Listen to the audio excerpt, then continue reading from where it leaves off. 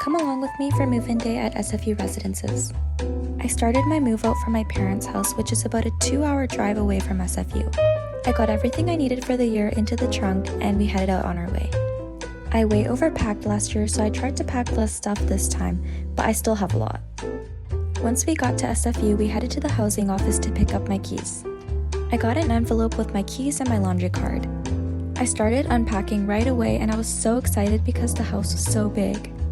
My bedroom is located on the second floor, but we'll get to that later. Keep in mind that if you're moving into towers, you may need a cart to move your luggage. I was honestly shocked at how much storage space there was in the kitchen. There's a dining table, couches, and coffee tables. Also, look at this view.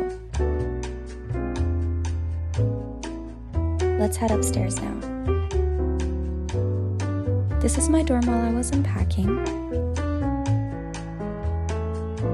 And this is after I got everything moved in. Again, there's so much storage space. There's shelves, drawers. The closet is also huge.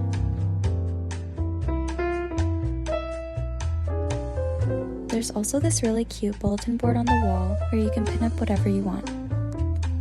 The windows are so big and so much light comes in.